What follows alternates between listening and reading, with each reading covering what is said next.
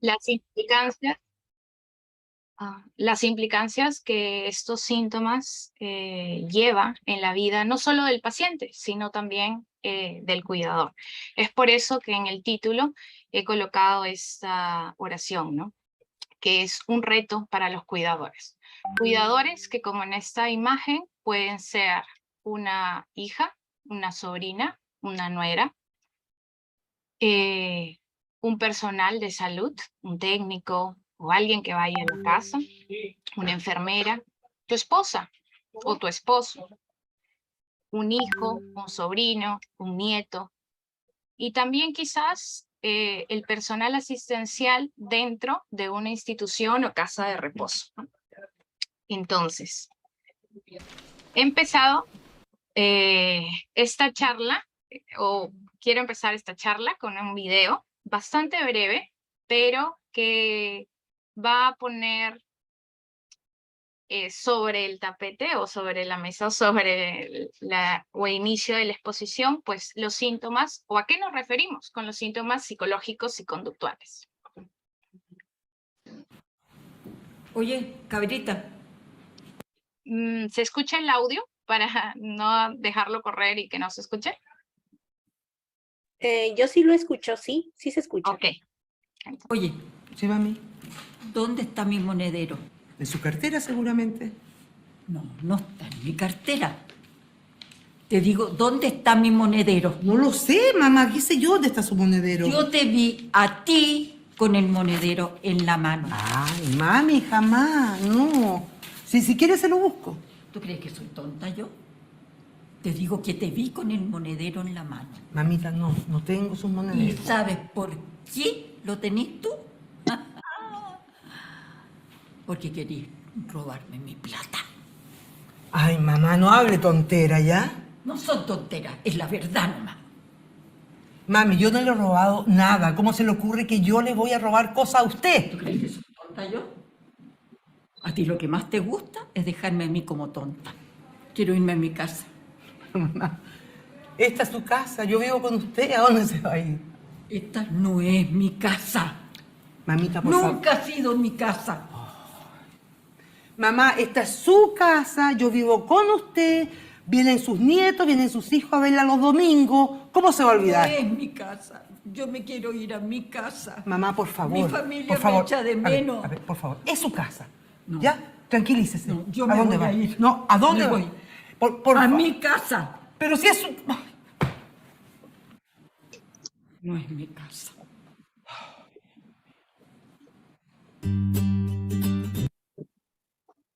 Como se pueden dar cuenta, en este video pues pone en contexto la exposición del día de hoy y situaciones que de repente muchos de ustedes o algunos de ustedes se van a identificar o han podido vivir, ¿no? Esta exposición está basada netamente en el tratamiento no farmacológico de estos síntomas y las pautas generales a tener en consideración al momento de manejarlos. Entonces, ¿de qué hablaremos el día de hoy? Pues primero y muy brevemente, en una diapositiva, recordando el concepto de demencia, ¿cuáles son los síntomas psicológicos y conductuales de los cuales hablaremos el día de hoy? Algunas consideraciones generales, ¿cómo repercuten en el paciente estos síntomas? ¿Cuál es mi papel en esta historia? Es decir, el papel de ustedes como cuidadores. ¿Qué puedo hacer ante estos síntomas? ¿Siempre será lo mismo? ¿Y con qué me voy a casa?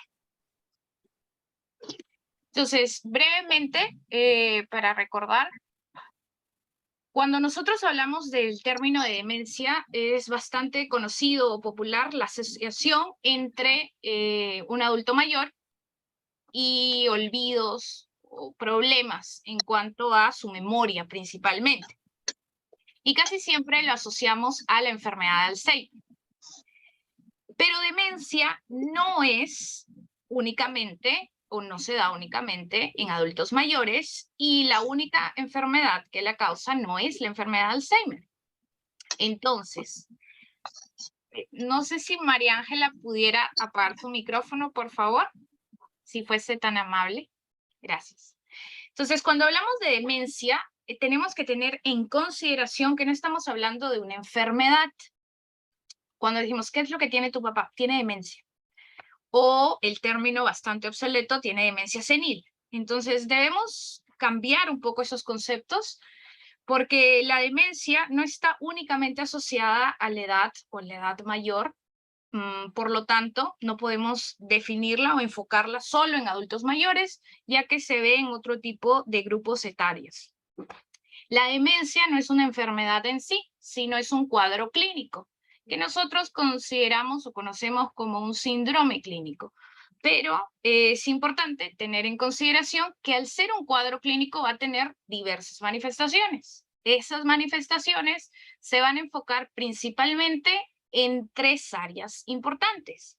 Una es los síntomas cognitivos, otra, los síntomas psicológicos y conductuales, que es lo que vamos a ver el día de hoy, y por último, la funcionalidad, ¿no? Que está más relacionada a las actividades de la vida diaria del paciente, que pueden ser de diferente tipo.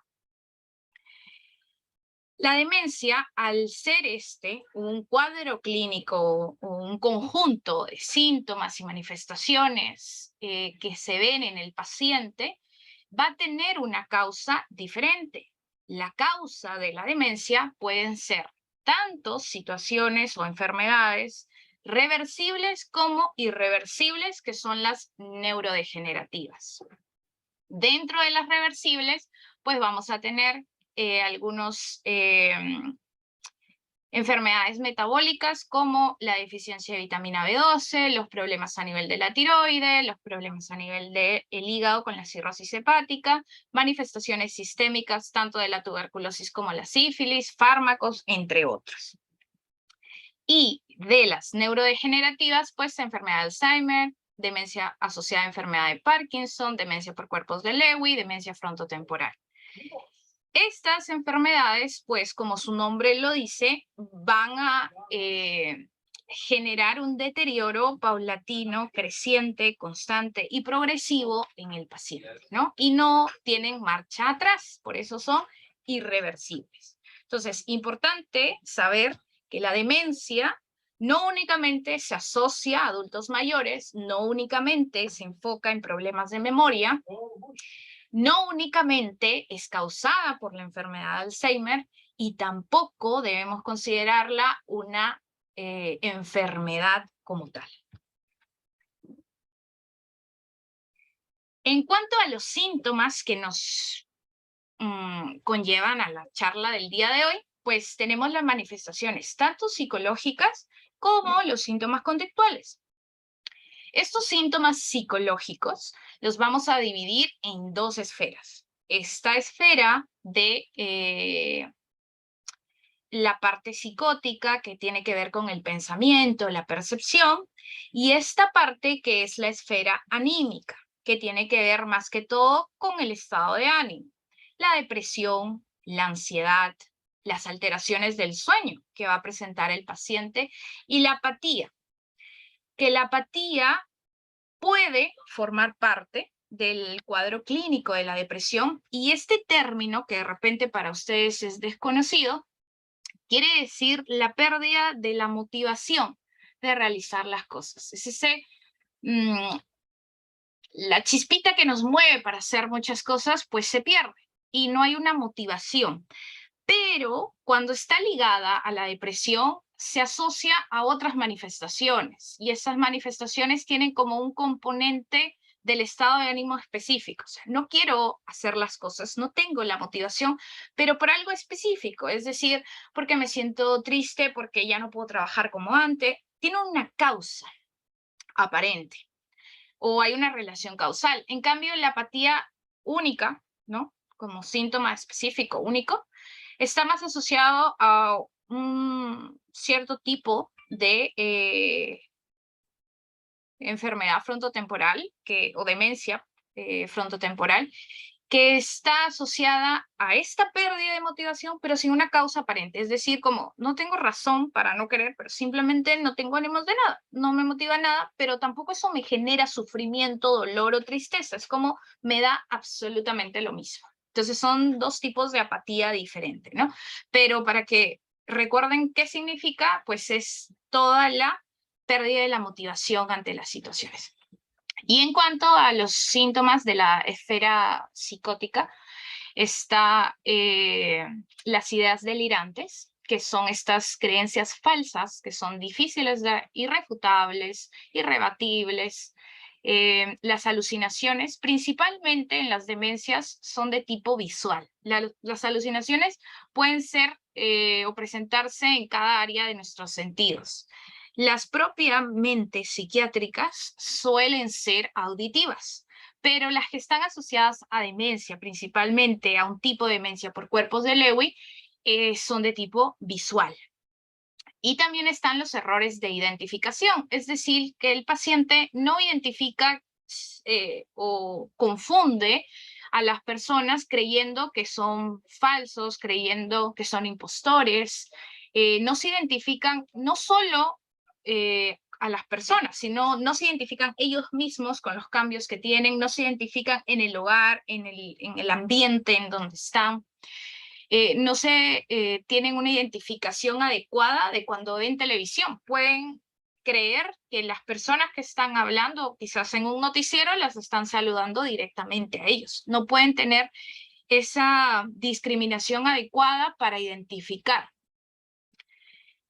Y también están los síntomas conductuales, principalmente, y quizás el que más problemas va a causar, pues va a ser el vagabundeo, o también llamada deambulación errática, ¿no? Que es este caminar, andar, andar, andar, andar, andar constantemente. Y no es lo mismo andar en una casa pequeña, pues de 45 metros cuadrados, en donde solo tengo la sala y están todos los muebles, y mi papá o mi mamá están caminando de aquí para allá, incesantemente, que tener una casa pues de 200 metros cuadrados con un jardín o un parque frente que el paciente puede deambular sin dificultad, ¿no? No va a generar el mismo nivel de estrés o compromiso.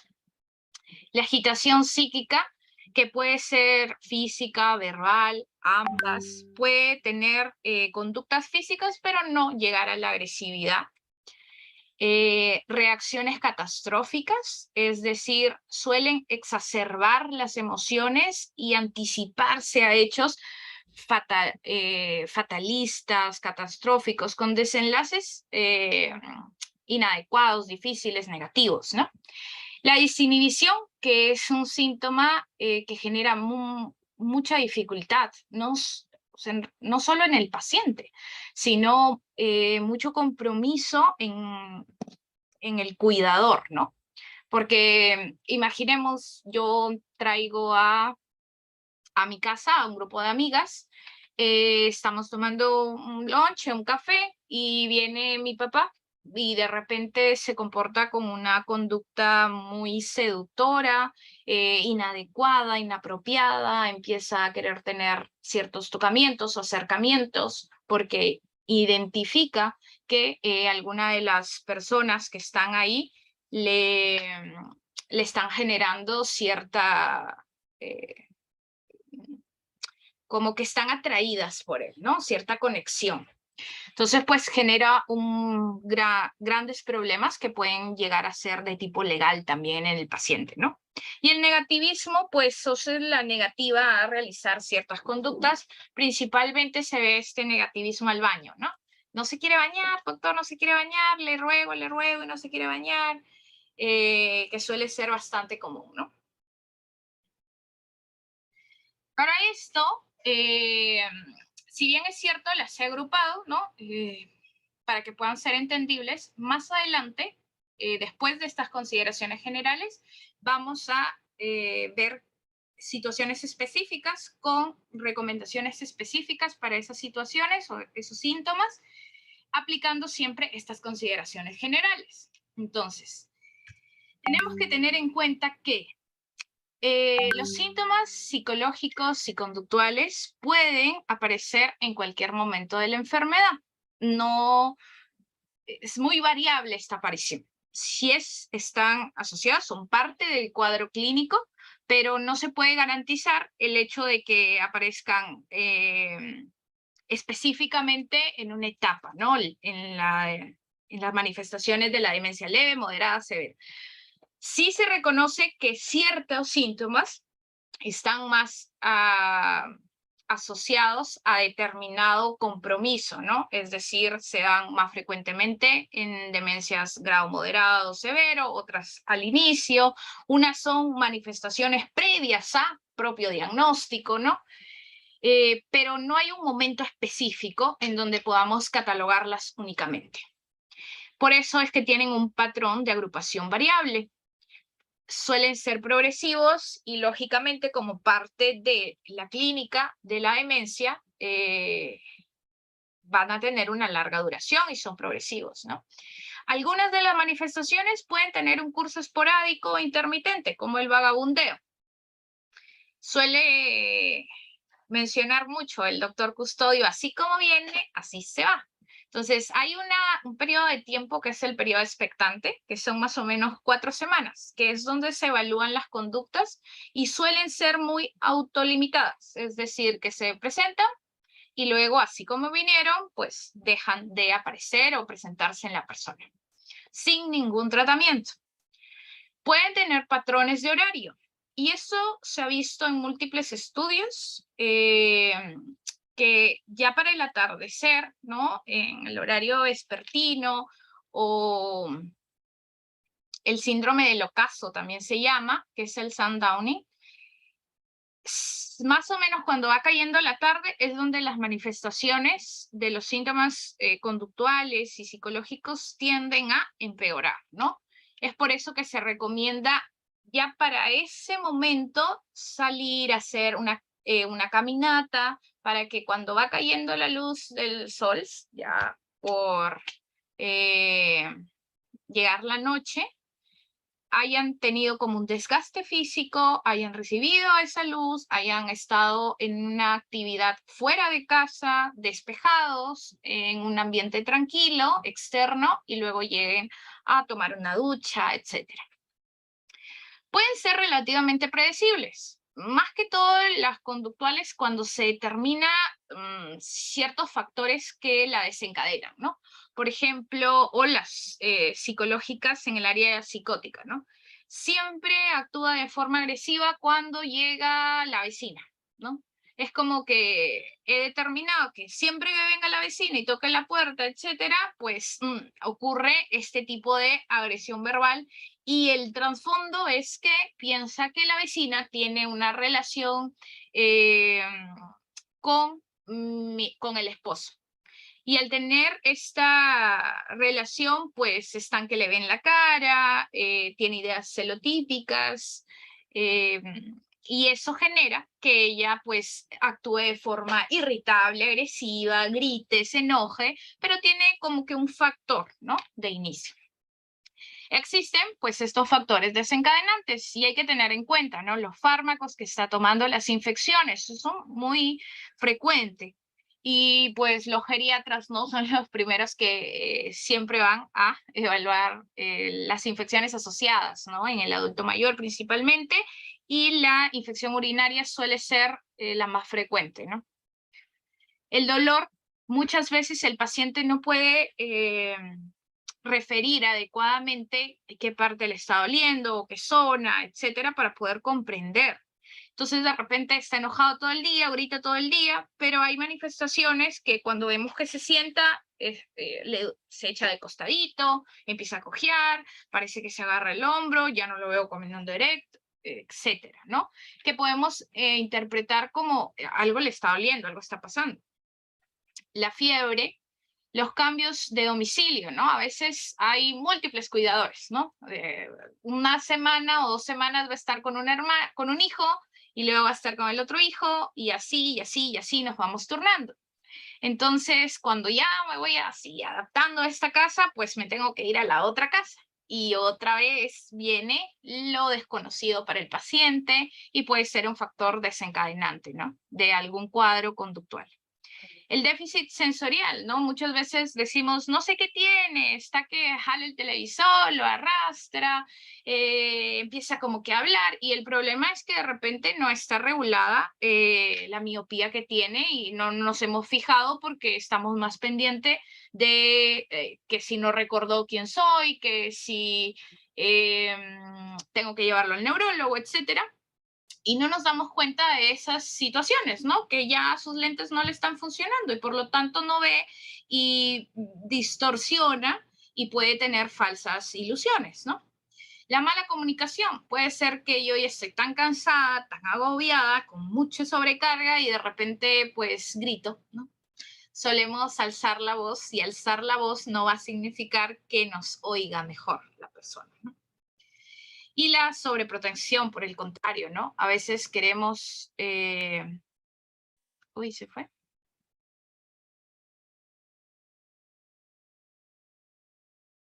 ¿Hola? Sí, se fue la imagen. Se fue la imagen, pero sí te escuchamos, Fiorella. No sé qué pasó. A ver. Voy a volver a compartir.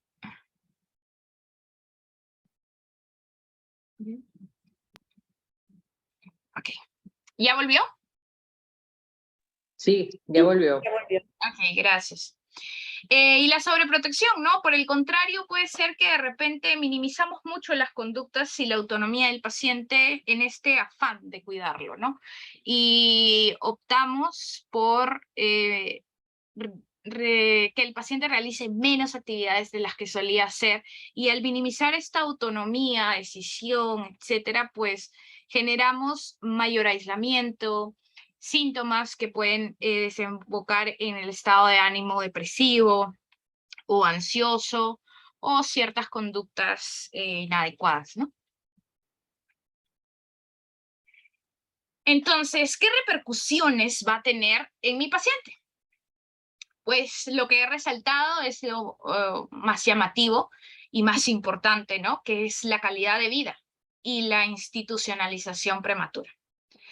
La pérdida o disminución de la calidad de vida son importantes repercusiones de estos síntomas, porque no es lo mismo vivir 3 años con mi familia, con quien conozco, sintiéndome querido o estimado o confortado en cierto lugar, que con gente desconocida, que de repente mis recuerdos se hagan más lejanos, que tenga mayores crisis, que no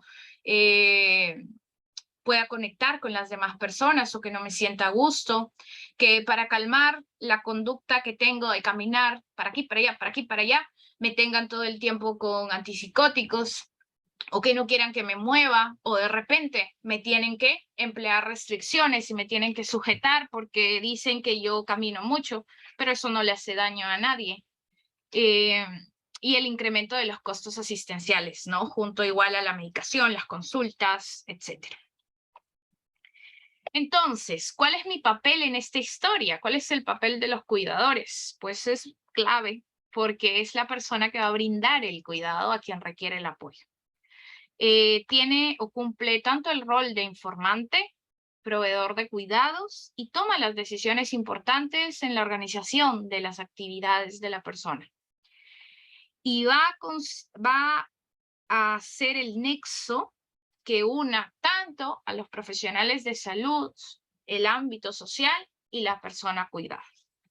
¿Qué es lo que se tiene o qué es lo que el cuidador debe priorizar en ese cuidado? Pues para el paciente la autonomía, la independencia hasta donde se pueda, la dignidad de la persona, ¿no? A veces decimos, pues, no importa, porque no nos escucha, o sea, sabes lo que se hizo hoy día, etcétera, y no importa, porque ni siquiera escucha. Pero esta persona la tenemos a nuestro lado, y es parte de su dignidad el respeto hacia esta persona, independientemente de la gravedad del cuadro clínico que tenga. La privacidad, ¿no? Y esto suele ocurrir en el baño, y muchas de las agitaciones suelen darse a la hora del baño y los pacientes suelen no querer bañarse, no porque no les guste o porque quieran estar sucios o quieran oler mal, sino porque de repente lo hacen al aire libre, lo desnudan frente a todas las personas, no le dicen lo que va a hacer, no tienen pudor de en el momento del baño o las actividades que se van a hacer, ¿no? No hay, o no se respeta la privacidad del paciente, ¿no? La satisfacción y realización personal y tratar en lo posible de mantener su participación.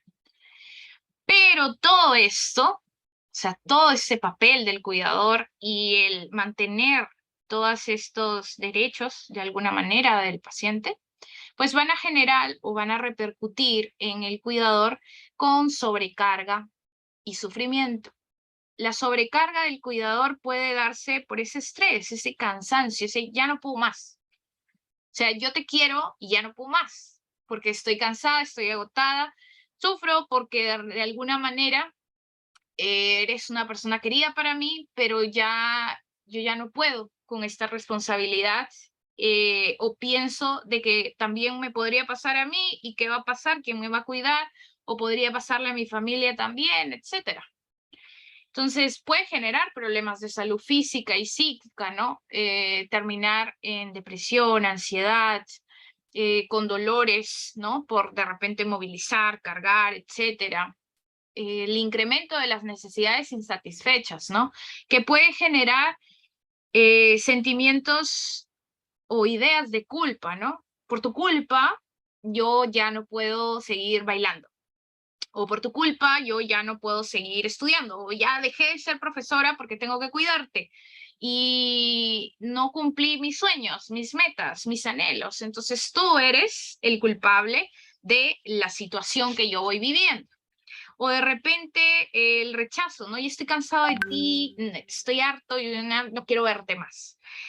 O quizás la satisfacción, ¿no? En algún momento, pues mi mamá, mi papá, mi hermano velaron por mí y de repente en este momento para mí es satisfactorio el poder cuidarla a mi mamá o cuidar a mi ser querido, ¿no?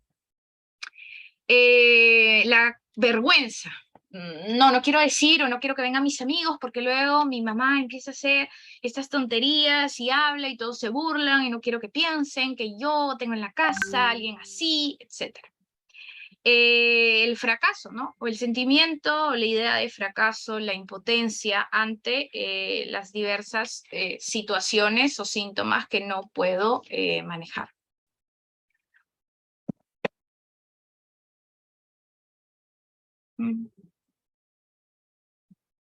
Entonces, ¿qué puede hacer?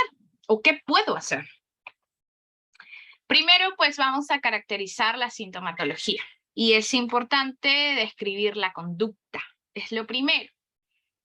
Y para esto existe el ABC de la conducta. Ante cualquier situación, problema o conducta problema, lo primero que tengo que hacer es organizar cómo ocurre esta situación o esta conducta. Por lo tanto, tenemos el ABC. El A de antecedentes, que nos habla de la situación previa a la conducta. B de behavior, que es la conducta en sí. Y C de la consecuencia, que es qué ocurre después. En el A, ¿qué nos debemos preguntar? ¿Qué ocurrió algo antes de que aparezca esa conducta? O sea, siempre que mi mamá grita y tira las cosas y se enoja, ya no le habla a mi papá, cada vez que viene la vecina, y luego se pone así. Entonces, ¿hay algo antes de que aparezca? La conducta. ¿En qué consiste la conducta? ¿Qué es lo que hace? Tira, grita, insulta, se va, se escapa. ¿En qué consiste? ¿Qué hace? ¿Cuándo aparece? ¿En qué momento? ¿Dónde aparece? O sea, es lo mismo estando en la casa que en la casa de la prima, en la casa de la amiga, etc. ¿Con quién aparece? Aparece con mi hermano y no conmigo, aparece con el vecino, pero no conmigo, con la prima, con la nieta, etc. Y consecuencia, después, ¿qué ocurre después de esta conducta? Gritó, insultó, pero después se le pasó y vino como si nada y me dijo, pues ya vamos a comer. Y yo me quedé como, ¿qué le pasa? ¿Por qué actúa de esa manera? Yo sigo enojada, pero la otra persona pues tiene un tiempo límite de esa sintomatología y luego cede. Cede sola o tuve que utilizar algo. De repente puse música y eso la tranquilizó. O me doy cuenta que si yo la distraigo con algo, pues eso funciona porque estas galletas son algo que le gusta. O de repente si ponemos tal programa televisivo, pues se sienta y ya no pasó nada. ¿Qué ocurre después de esos síntomas? Entonces, para todo es importante que puedan determinar en el momento y después en las consultas con su médico tratante, llevar como una agenda, ¿no? Un diario, que es lo que vamos a ver a continuación, algunas consideraciones generales a tener en cuenta. Y pues siempre el ABC es importante, porque muchas veces el tratamiento en realidad de primera línea es no farmacológico. Y adecuando ciertos cambios, pues se modifica la sintomatología. Entonces, ¿qué debo tener en consideración? 1. Es importante que este ABC de la conducta se registre. Muchas veces uno llega, o estamos acostumbrados, ¿no?, a llegar a la consulta y decir todo lo que recordamos en ese momento. Sí, doctor, ¿sabe qué? Recuerdo que la semana pasada pasó esto, pero no recuerdo, como mi cita fue hace 3 meses, no recuerdo lo que pasó hace 3 meses, recuerdo lo que pasó ahorita, pero de repente era importante lo que pasó hace 3 meses. Entonces, elaborar un diario con el registro de los síntomas llamativos que generan una disfunción, un problema, etcétera, claramente es importante. Llevarlo a la consulta, que pueda ser debatido o plasmado, planteado con el médico tratante, es importante porque el personal de salud pues va a guiar o va a orientar a este paciente para diversas conductas o situaciones. Tener una lista de los fármacos que tome el paciente. Esto es importante porque de repente yo puedo asociar que en mi lista tengo un fármaco nuevo que le dieron, porque de repente tenía mucha tos y estaba mal de los bronquios y yo lo llevé al neumólogo y el neumólogo me dio un corticoide y yo recuerdo que le di esa pastilla y después es que se puso a caminar, a gritar y yo dije, nunca ha pasado porque mi mamá, mi papá nunca ha tenido estos síntomas. ¿Y qué es lo que ocurrió? Recuerdo, o este acontecimiento antes, es que le di esta pastilla, le vuelvo a dar y vuelve a pasar lo mismo. Y no le doy la pastilla y no pasa nada. Entonces, yo tengo que tener una lista con la letra clara de qué toma el paciente. Y eso también llevarlo a la consulta. Es importante porque a veces a la consulta también puede ir otra persona, porque yo no puedo ir y va a ir mi hijo o mi nieto o su sobrino, etc. Y llega y le dice, pues no sé qué toma, dice que toma muchas cosas o toma una pastillita blanquita, amarillita, rosadita y pues la verdad, eso es de poca ayuda, ¿no? Entonces establecer una lista de fármacos y que todos sepan o los involucrados sepan qué toma hace paciente, es ideal. Esa lista se puede hacer hasta con a veces es difícil escribirlo, lo escribimos mal, pues corto la cajita donde está el nombre y lo pego y pongo en el horario, en la mañana, en la tarde, en la noche, qué es lo que toma. Y si hay alguna asociación con la aparición de los síntomas. Establecer objetivos realistas, ¿no? Y hacer planes con el médico tratante. Es decir, que, por ejemplo, yo tengo la intención o mi paciente tiene este síntoma conductual de vagabundeo y yo voy con la intención de decirle al médico, dele algo para que deje de caminar. Y el vagabundeo o la deambulación errática no tiene tratamiento farmacológico. Puede durar ese periodo de tiempo de 4 semanas, como más, como menos, pero lleva otro tipo de medidas. Entonces, tengo que tener objetivos realistas.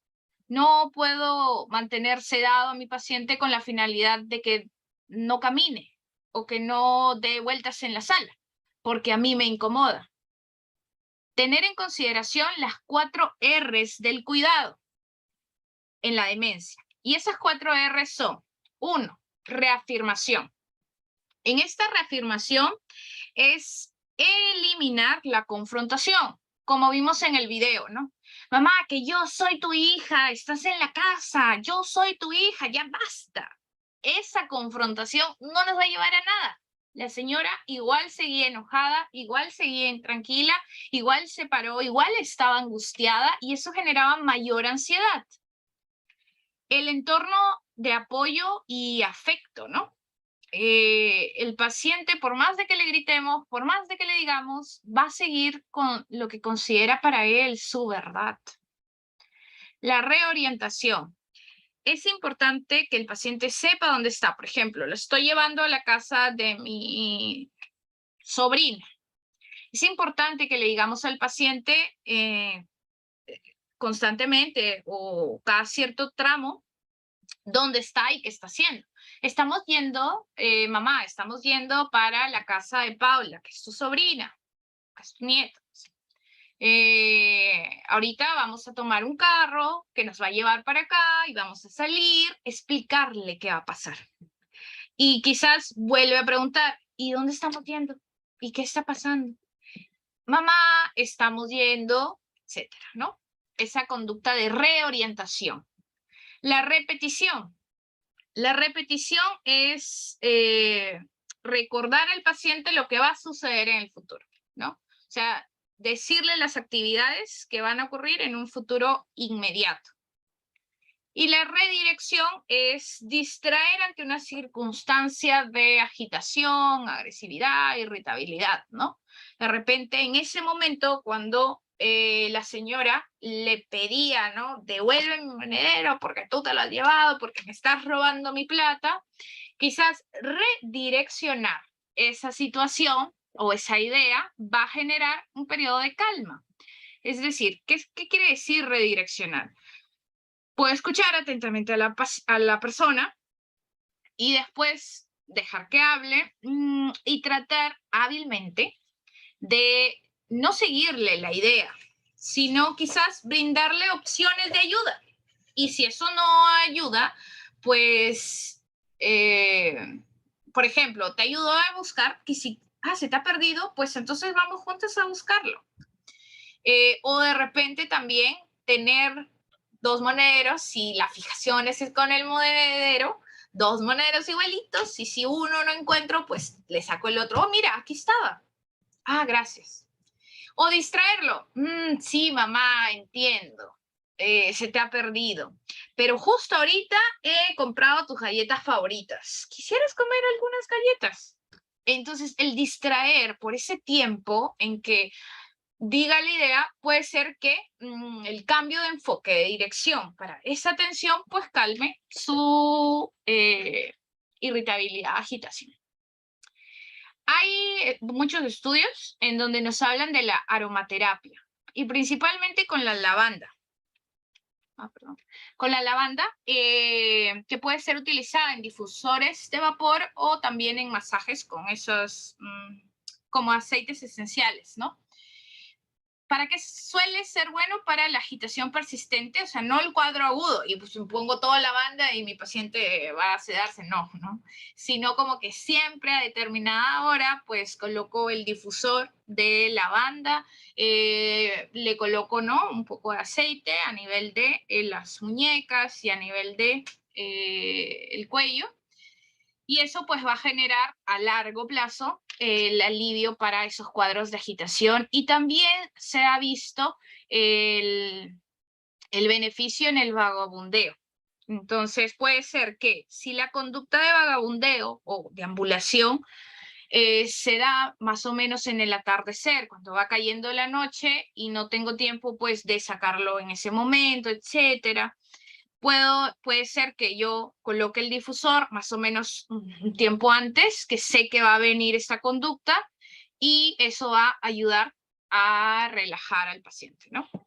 La musicoterapia es importante, o también se ha visto muchos efectos terapéuticos en diferentes estudios, y lo que hablan es que, o lo que orientan, es que la música que se elija suele ser la que mayor resonancia emocional tiene para el paciente, pero entre la segunda y la tercera década de su vida.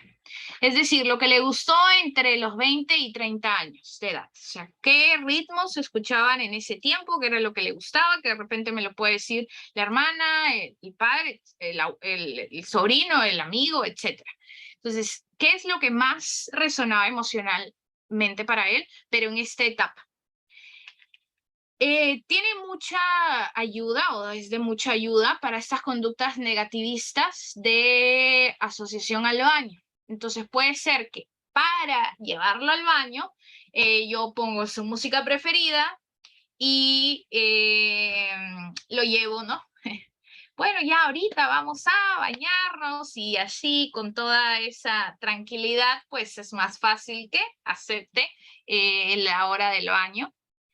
También se ha visto que la audición individualizada con auriculares ha generado muchos beneficios con la selección de la música específica, ¿no? La terapia lumínica, bueno, se ha visto beneficios para la agitación, los patrones de sueño y estados de ánimo, sin embargo, es bastante controversial. No hay estudios a gran escala, o sea, con gran población, pero algunos son bastante opuestos, ¿no? Mencionan que tiene algunos,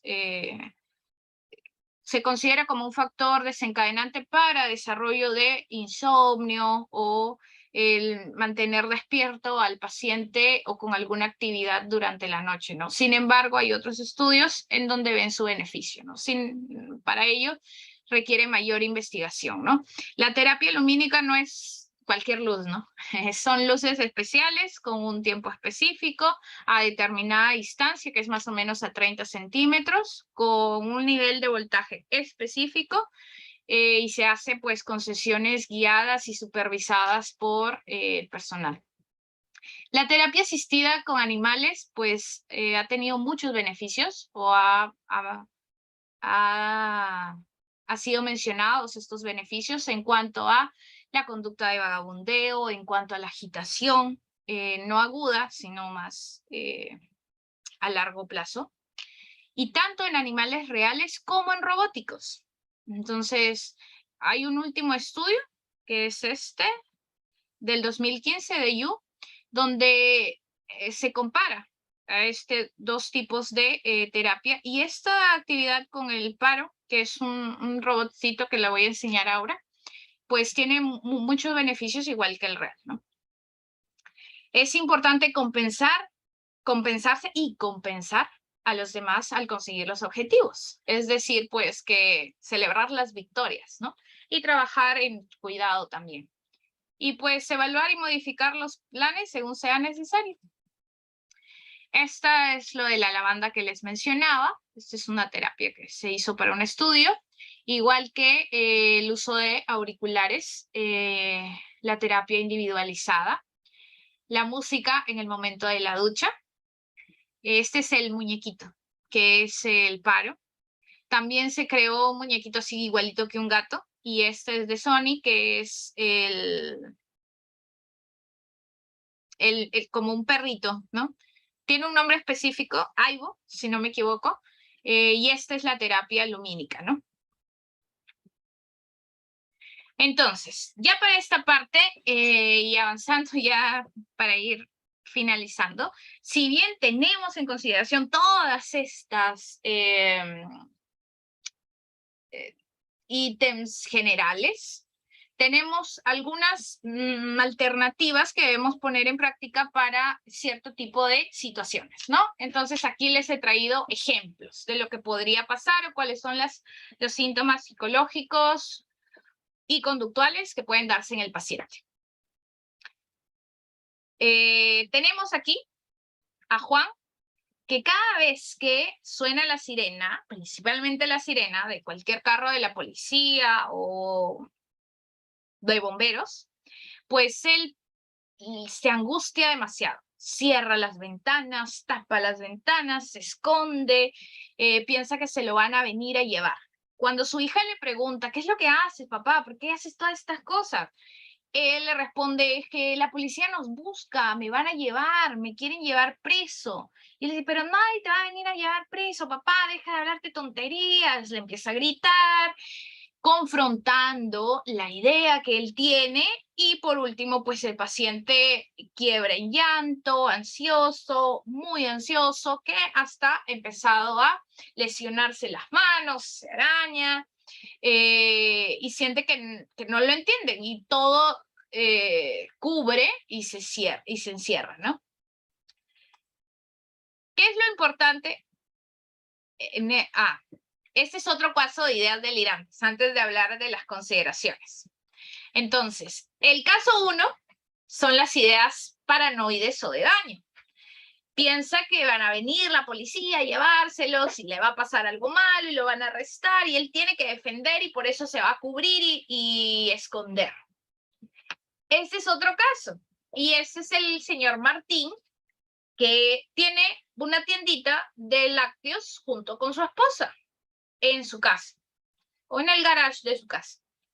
Pero él, cada vez que ve que viene el lechero para dejar la leche para los productos, quien le lleva todo el material que vende, pues él se enoja, tiene la idea de que su esposa le engaña con este joven, que es el lechero, que su matrimonio ya fracasó, que ya no puede hacer nada, que su esposa ya no lo quiere y que le engaña. Cuando él va a confrontar a la esposa y le dice que la está engañando y que por qué hace eso, la esposa se enoja y le dice, déjate de estupideces. O sea, es un niño de 20 años quien viene a llevar la leche y no tiene nada que ver, no te estoy engañando, eres un viejo tonto, estoy cansada, mira lo que hablas, ya no puedo contigo, ¿cómo es posible?, etcétera. Entonces, estas ideas también son delirantes, son creencias falsas, pero creencias falsas de otro tipo, de tipo celotípico. Y las primeras de tipo de daño. Entonces, ¿qué pasa con las ideas? ¿Qué hago con esto? Uno es todo lo que hemos visto, ¿no? ¿Qué pasa con la conducta? ¿En qué momento se da? En el primer caso, pues cada vez que ocurren las sirenas, ¿no? Suenan las sirenas y el paciente se activa, se esconde, tapa, etc.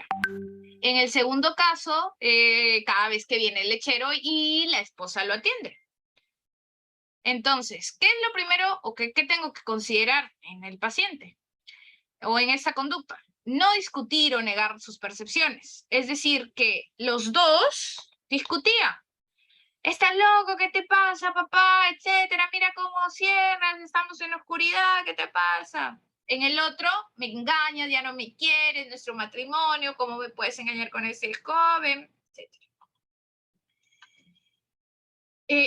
Tampoco ni negar sus percepciones. Eso no está bien, papá, estás mal. No. O mi amor, no, esposo, no estás mal. Con tono tranquilo, tratar de distraer hacia otros temas que le interesen. Puedes escucharlo y después decir, bueno, papá, entiendo, pero ya no están sonando las alarmas ahorita y creo que podemos dejarlas o dejémoslo un momento, pero vámonos al cuarto para ver este programa que a ti te gusta. Es decir, lo distraigo. O te preparé estas galletitas que a ti te gustan para que podamos merendar y vamos a comerlas juntos. O te acompaño ahorita hasta que se distraiga y se le pase esa idea. No se deben seguir los delirios, es decir, sí, y nos están persiguiendo, entonces vamos a cerrar todo, vamos a escondernos para que la policía no nos encuentre. ¿Dónde nos vamos a esconder? No se siguen los delirios. Ni se pierde la calma con la idea.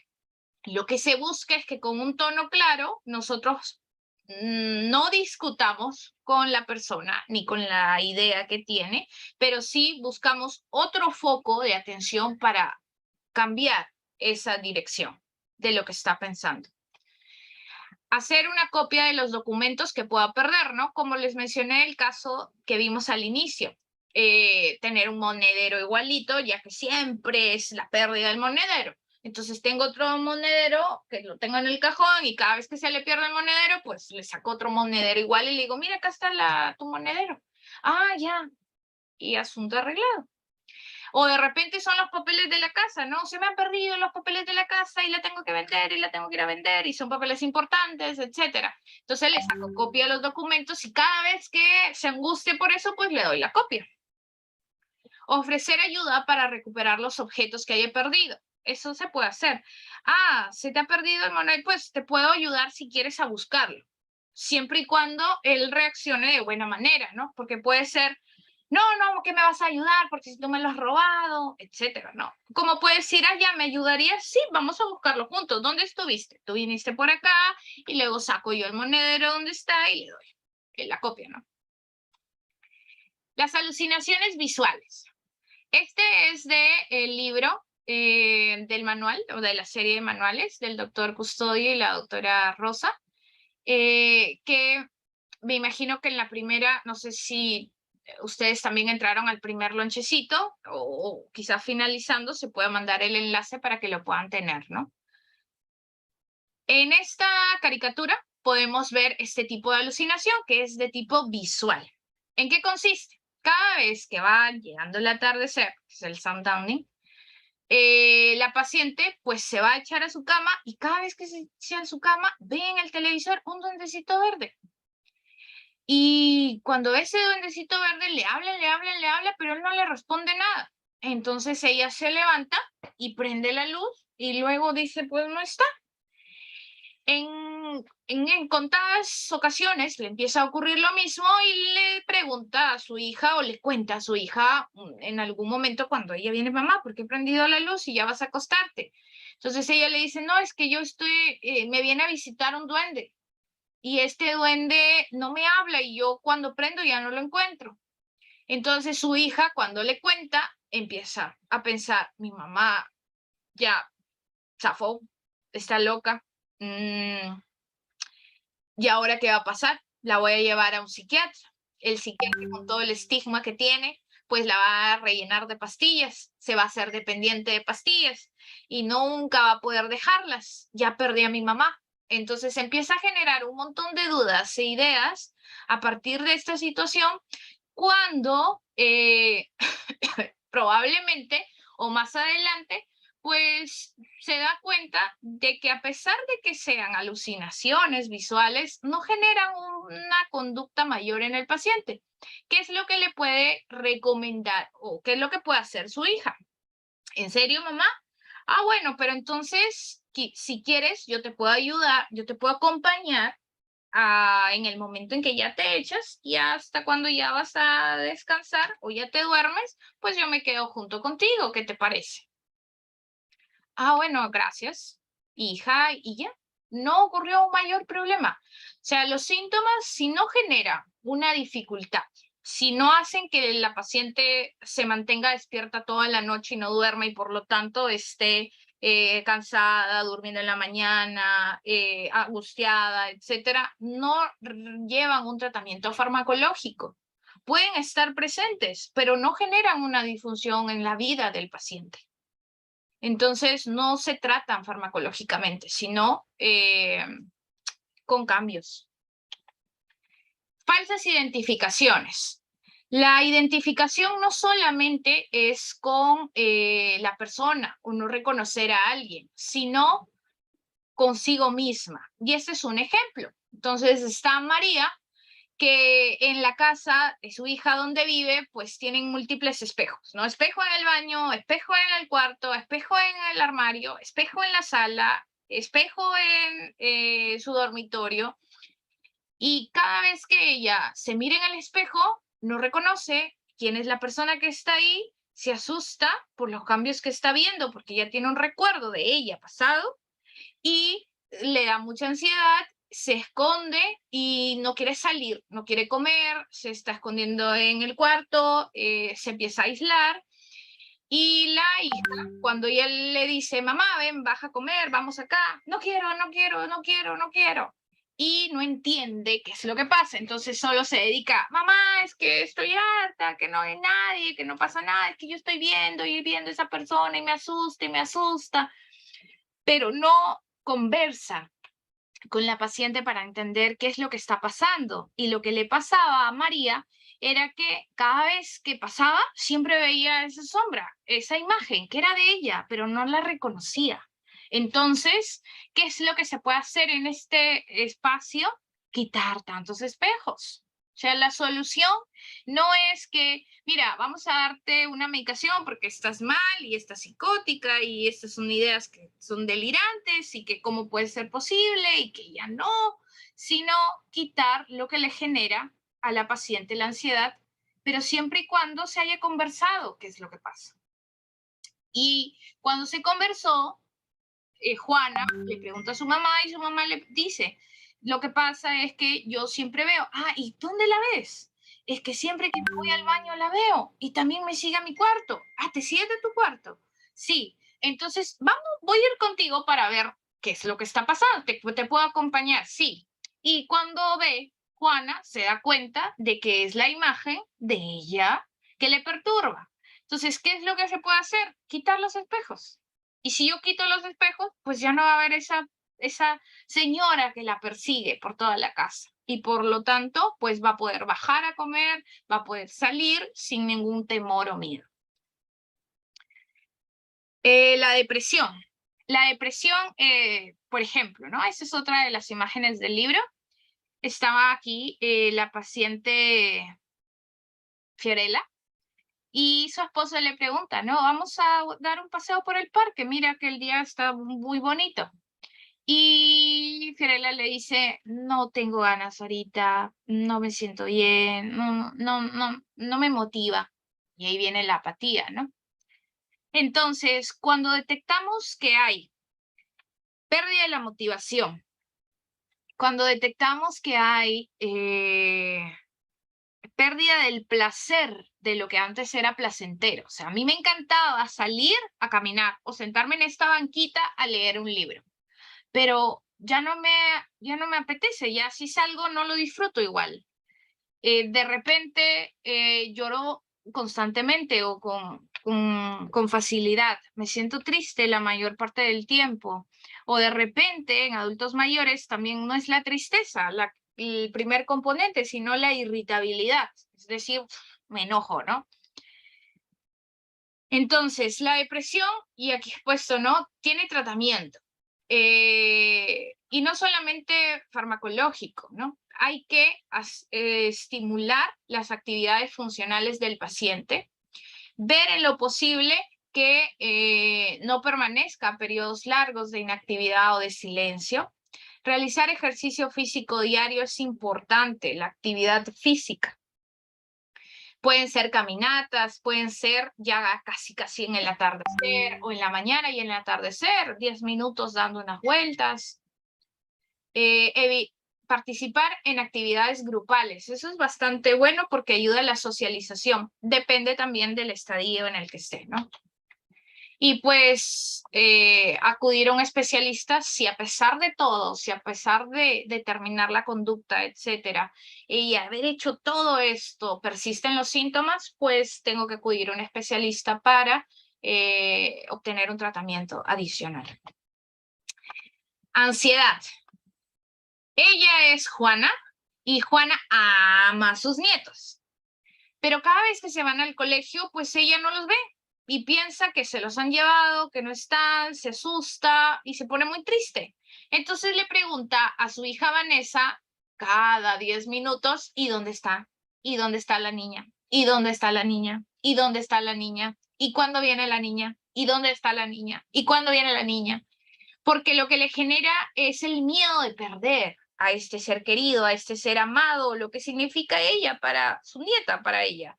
Entonces su hija Vanessa ya no soporta más. Se llega a la consulta y dice, ya no soporto que me vuelva a hablar y que me diga nuevamente que dónde está la niña. Y lo que se tiene que hacer para el componente de ansiedad, pues es dar, primero entender por qué es que pregunta por la niña todo el tiempo. O sea, qué es lo que significa para ella.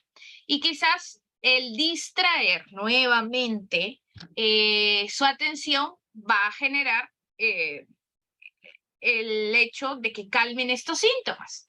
Entonces, de repente, si yo sé que todo radica a raíz de la nieta, pues tengo un álbum lleno de las fotos de mi hija y le digo, mamá, pero podemos ver estas fotos juntas. Y entonces calma un poco su ansiedad.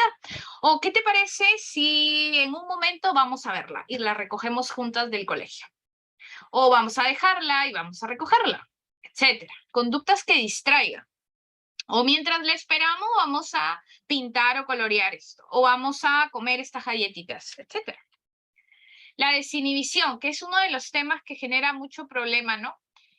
Y tenemos un día aquí caluroso, bastante caluroso. Pepe tiene mucho calor y desearía bañarse. Pero justo cuando él iba a bañarse, su hijo Carlos le dice, papá, ven a comer. Entonces él baja desnudo a comer. Y su hijo Carlos le grita, porque está ahí su esposa y está su hijo, y le dice, ¿qué te pasa, papá? ¿Cómo se te ocurre? ¿Cómo bajas desnudo? ¿Qué tienes? ¿Estás mal? Etcétera. Y en vez de ayudar en la situación, pues genera mayor problema. El negativismo, ¿no? En el horario del baño. Jalando a Carlos para que se bañe. Y Carlos, cada vez que le dicen baño, no quiere. Entonces se muestra muy negativista. ¿Qué es lo que se debe buscar? ¿Por qué se encuentra negativista el baño? O sea, debe haber algo que está generando esos factores. De repente es que en el lugar en donde él lo baña, lo desvisten prontamente y hay una ventana que nunca cierran y hace mucho frío. O lo bañan con agua helada. El lugar en donde está el baño pues está muy oscuro porque se quemó el foco y el paciente tiene miedo de que algo malo le vaya a pasar ahí.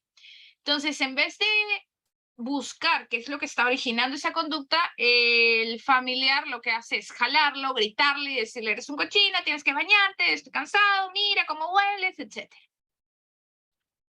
El vagabundeo es esta deambulación errática, voy, que no tiene tratamiento farmacológico, pero sí tenemos que tener las medidas no farmacológicas. O sea, el hecho de que camine, vaya y venga, pues si no le genera ninguna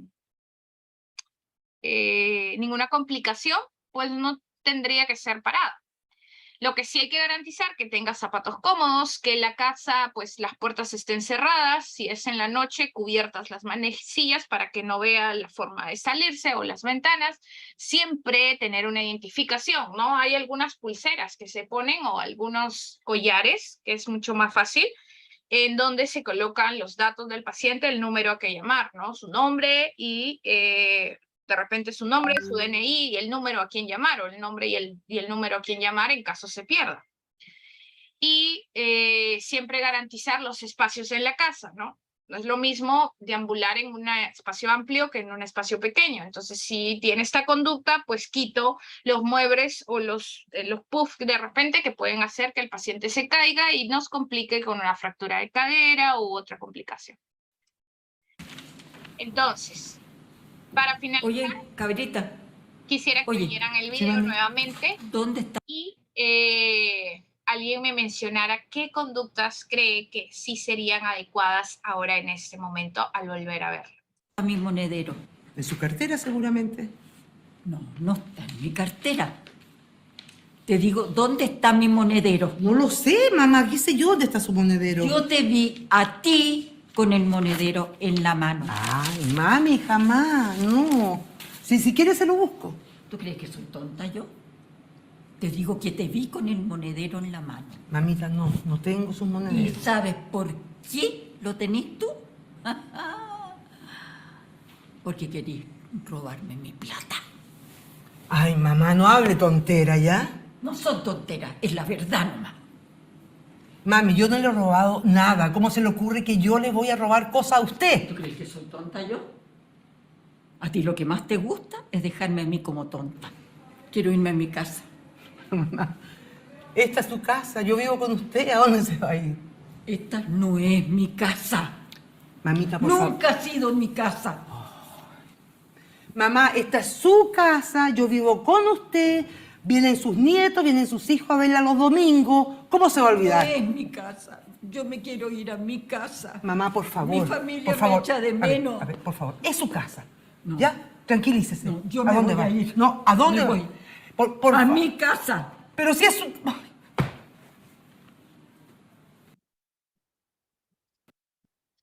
Entonces, ¿alguien quisiera decirme cuáles serían las conductas que se tendría que tener en consideración en esta situación? Quizás que hubiesen cambiado el panorama o la ansiedad que ha generado en el paciente.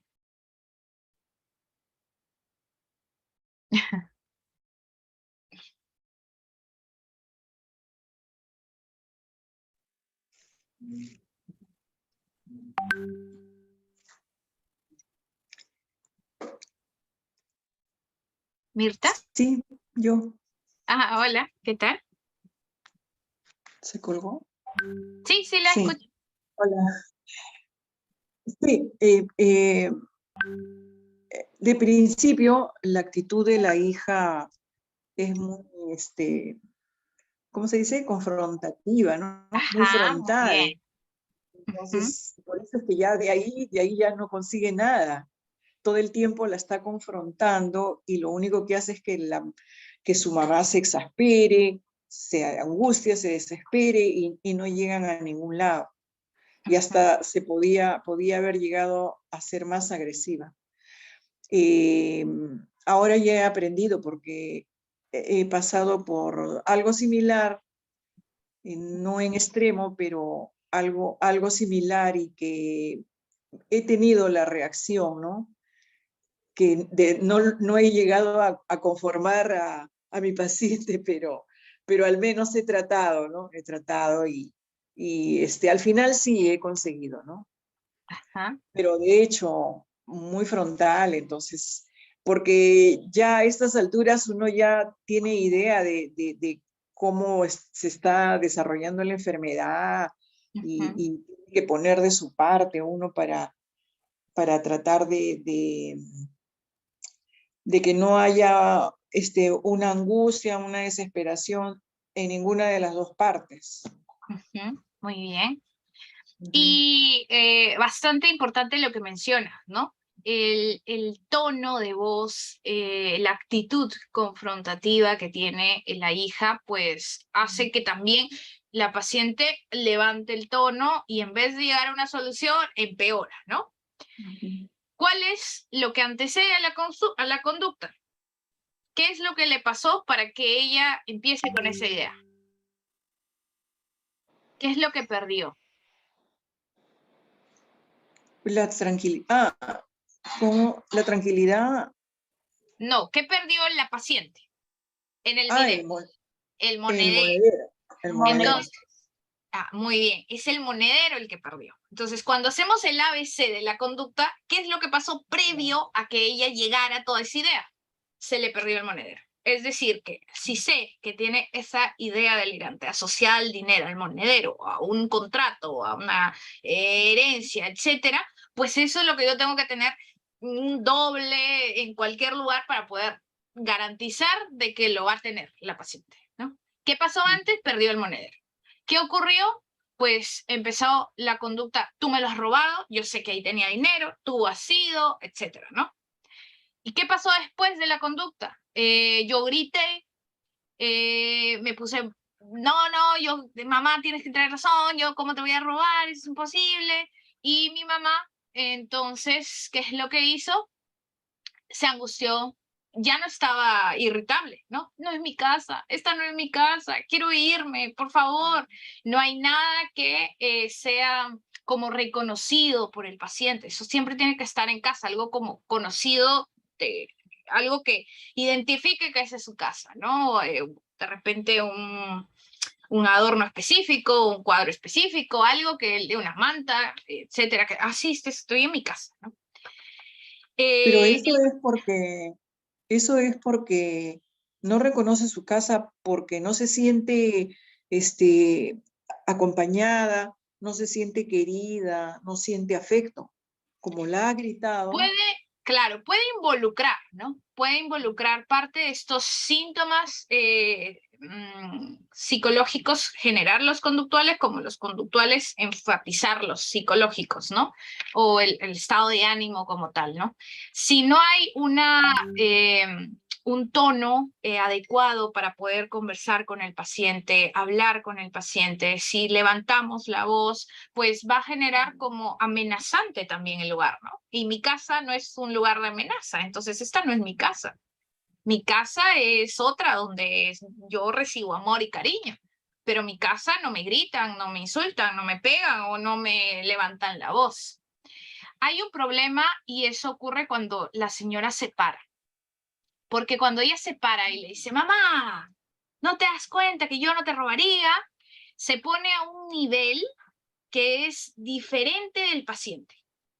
Y nosotros podremos dar fe, ¿no? De que cuando estamos en el colegio y de repente estamos en una silla, en el pupitre, en la carpeta, y viene la profesora y te dice,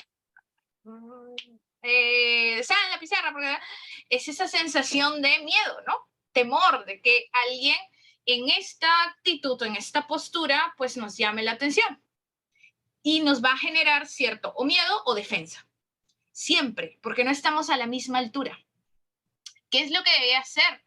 El familiar, el cuidador, no puede hablarle al paciente a desigual.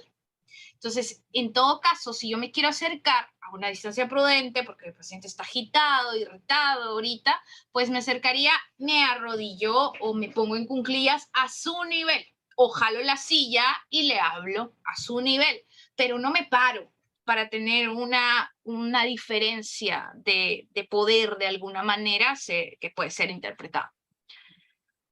¿Sí?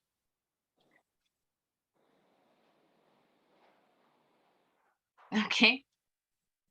Eso para que lo tengan como en consideraciones, ¿no? Y pues la conducta de la cuidadora es inadecuada porque va a ahondar más en el problema, ¿no? Entonces, ya para terminar, gracias, Mirta. ¿Qué me llevo para casa? Pues todos los síntomas conductuales y psicológicos se presentan en todos los pacientes con demencia en un porcentaje variable. El abordaje principalmente no es farmacológico, sino conductas. El ABC de la conducta, detectar qué pasa y siempre centrado en la persona. Lo que funciona para uno no tiene que funcionar para otro necesariamente. Es importante identificar las necesidades que se asocian a la manifestación y las circunstancias que pueden estar asociadas. Eso es lo más importante para manejar una conducta. Porque digo, estoy cansada, y tú le has preguntado y te has dado cuenta cuál es ese patrón de conducta. No, no sé. Es por eso que es importante registrar ese diario. Determinar en qué consiste esa conducta, cuándo aparece, dónde aparece, qué ocurrió, qué pasa después, es vital para establecer cómo afrontarla. Valorar el impacto que esto está generando tanto en el paciente como en el cuidador. Como en el caso de las alucinaciones visuales, al ver el duende no le generaba ningún problema, la acompaño, se duerme y ya. Entonces no necesito un tratamiento con antipsicóticos para que se me borren esas alucinaciones o no las tenga o esté mi paciente adormitado, cuando no le generan un problema al paciente. Y yo puedo darle un poco de mi tiempo, acompañarla a dormir. No necesita o no tiene tratamiento siquiera el hecho de que camine por toda la sala. Entonces, si no le genera un problema y quito, ¿no? Cosas que se pueda caer o ambiento el lugar, si se escapa o sale de la casa y se pierde, pues tengo también, ¿no? La seguridad en las puertas, etcétera, pues no hay ninguna dificultad, no necesita un tratamiento farmacológico. Tratar en la medida de lo posible las deprivaciones sensoriales, ¿no? O sea, si no escucha bien, lógicamente va a generar mayor aislamiento y necesita pues tener un dispositivo auditivo. O también los lentes, ¿no? O sea, si no ve bien, lógicamente va a poder distorsionar más fácil las imágenes. Tener siempre una lista completa de los fármacos, eso es muy importante. No tal pastillita, sino, como les mencioné, una lista completa de lo que toma. El ejercicio físico por la mañana y a la caída de la tarde es muy importante. La musicoterapia antes de la ducha, pues es una de las recomendaciones. Los masajes con lavanda ayudan bastante, o también los difusores o los inciensos de lavanda. La terapia con luz pues tiene sus controversias y los animales de compañía pues son una opción disponible. Ya para culminar, pues esta es una de las partes en donde o sea, ya sé qué puedo hacer, qué no puedo hacer, etcétera, pero más adelante ya se verán charlas específicas, ¿no? Cómo manejar o racionalizar o entender estas emociones, ¿no? Que pueden ser bastante frustrantes o invalidantes muchas veces, pero es importante saber que ante una conducta disruptiva, ante una situación que me genera mucha molestia, yo tengo que entender qué siento ante eso. Y esto es difícil, porque nunca sabemos, o sea, es difícil conectar e identificar nuestras emociones. Entonces, ¿qué siento ante esto? ¿Qué me hace sentir que mi papá me haga pasar vergüenza desnudándose frente a mi esposo y mi hijo mientras comemos? ¿Qué siento? Siento cólera, siento frustración de tener que cuidarlo yo y no tener que cuidarlo a mi hermana. Siento angustia, rabia, ¿por qué se enfermó? ¿Por qué tengo que ser yo? Siento lástima o pena por lo que le está pasando. Siento frustración porque no puedo ayudarlo. Siento tristeza, dolor, sufrimiento. ¿Qué siento? ¿Cómo reacciono ante eso? Pues me enojo, porque como a mí no me gusta conectar mis emociones, pues no hablo. De repente ya no me volteo, o de repente grito, o de repente insulto. ¿Cuál es mi conducta? ¿Y qué descubro ante esto? O sea, ¿qué descubro cuando yo analizo, pucha, qué siento, ah? ¿Y qué es lo que hago? ¿Y esto está bien realmente? ¿Y cómo podría cambiar? ¿Necesito cambiarlo o no? ¿Estoy generando daño a otra persona o no? Es difícil.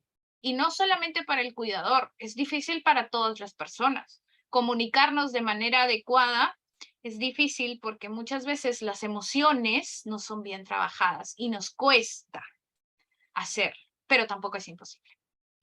Entonces, pues, el éxito del tratamiento en la demencia es cuando el paciente está en armonía con su medio, y su medio también implica al cuidador. Eso sería todo. Muchas gracias por su atención y a quienes han podido estar presente el día de hoy. Si tienen alguna pregunta o algo en que pueda ayudarles, pues.